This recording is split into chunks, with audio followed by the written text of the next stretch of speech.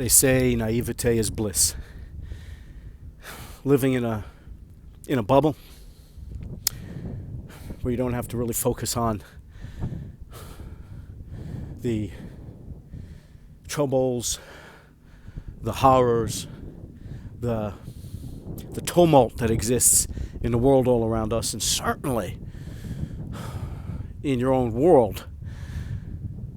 Because if you live in a pop bubble, then you just have to be concerned with the trends and the songs and the clothes and the all the things that occupy the shallow mind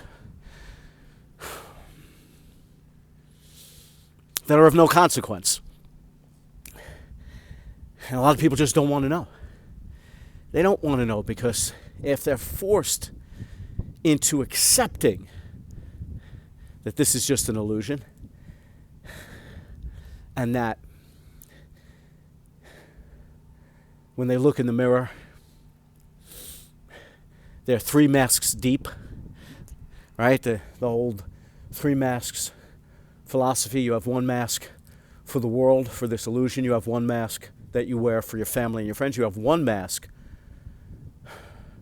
that you wear for yourself. That mask no one sees. And then,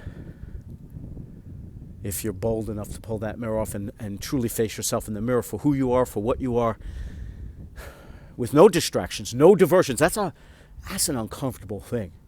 That's a painful thing, because you're going to have to face some hard truths, some cold truths, some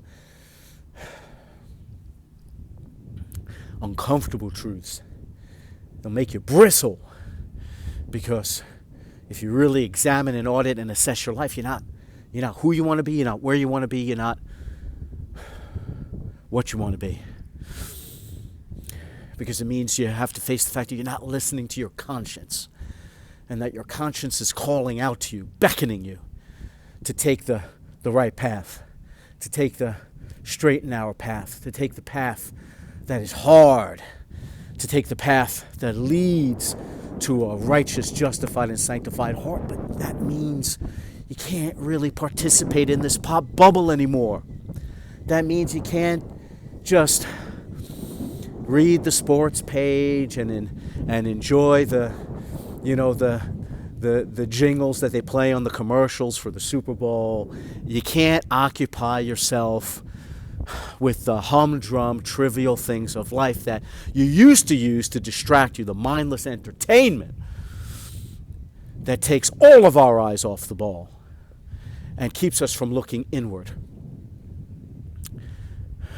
When was the last time that you, and when I say you, I mean me, I'm holding a mirror up to myself, if this resonates with you in any way, shape, or form, then hallelujah. But I'm definitely not here to preach and tell you how to live your life. I'm just telling you how I live mine. Like I said, if it rings true, if it strikes a chord, if you receive a signal, then hallelujah, hallelujah, hallelujah. When was the last time you spent some quiet time with yourself and your thoughts, deep in prayer, deep in thought, deep in contemplation, deep in rumination? No podcasts, no videos, no movies, no TV shows, no music, no diversions, no distractions, no cheap thrillers, no novels, no cheap ties, cheap thrills, cheap titillation, no shiny baubles to take your mind off of the humdrum, mundane hamster wheel of life. When was the last time you did that?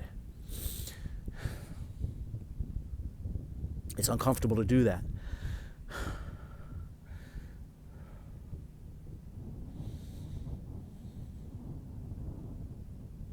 But if you press the pause button for just a moment, and you do take the time to look yourself in the mirror, and you do take the time to contemplate your past, who you were, what you've been, how you've behaved, your conduct, who you are, where you are, who you want to be, what you want to be,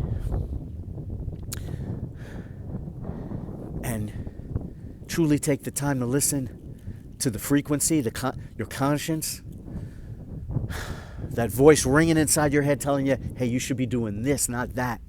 Hey, you should be headed this way, not that way. Hey, hold up. Hold up. Let's turn the page. Let's turn over a new leaf. Let's walk tall, steadfast, true, and strong. Let's do something different. Let's not follow the pack. Let's not follow the trend. Let's not speak the same language as everyone else is speaking. Let's do something bold and courageous.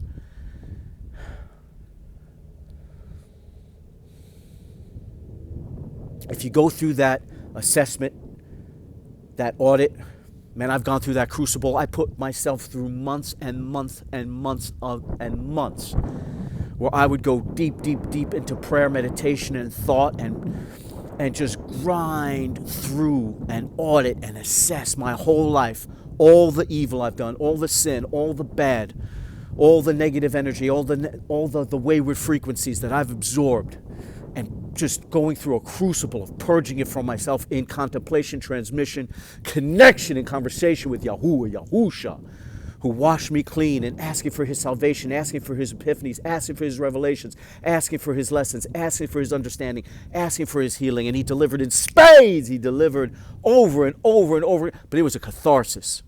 It was painful. I had to go deep, deep, deep into my conscience and pull out all the weeds to get to a place where I was refreshed, revised, reconstructed, renewed, and reborn once again in his image, Yahuwah, the Most High, Hamashiach Yahusha, the Most High, manifested in the flesh as the Messiah, and in asking for his help, his guidance, surrendering to him completely, asking him to show me how to live my life in a manner that pleases him most, and in going through that audit process, that assessment, going deep, deep, deep into that contemplation, doing it while I'm in my workout, in the zone, getting behind a sled piled with weight, going back and forth, back and forth, back and forth, back and forth. At one point I was doing that every day for, I don't even know, I think I got up to, I have to look back at some of my old messages, some of my old videos. But I was doing anywhere between 45 minutes and an hour and 15 minutes, and all that time deep in thought, leaving this plane, leaving this temporal plane and connecting with Yahuwah Yahusha and going through his parables, his phrases, his teachings, his life, that of the apostles, and my own life, pulling out all the weeds, assessing, auditing, clearing out all the dirt, all the dust, all the grime, and opening my heart to Yahusha, who filled me with the breath, the set-apart spirit, the Ruach HaKodesh, and baptized me with that breath of life, and with fire that it burned up, absolutely disintegrated, torched all that darkness, all that negative energy, all those wayward frequencies. And I felt his love and his healing and his light fill me up, so much so that my cup runneth over. And I've been out here putting out these messages, preaching the word, in many instances just to set myself straight for the day. And as I said, if this happens to ring true with anyone, then hallelujah, hallelujah, hallelujah, praise be his name. Because I just want to share the good news that after decades on this earth, I had the guts and the courage and the bravery to face myself, free of distractions, free of diversions, and just take a long, hard, cold look at myself in the mirror with all of the masks ripped off. And I didn't like what I saw, but I love what I've become. Refreshed, revised, renewed, reconstructed, and reborn once again in the image of our Creator, Yahuwah, the Most High, who breathes life into all things. People talk about resolutions. My life is a resolution. Every day I live up to that. I work to live up to that. I try to live up to that. I don't know if I'm successful. He knows if I'm successful, but I know I try to live up to his ultimate commandment every single day. To love Yahuwah with all my heart, soul, mind, and strength. I love my fellow men as I love myself. And so burst that pop bubble that you're living in. Take that cold, hard walk with yourself.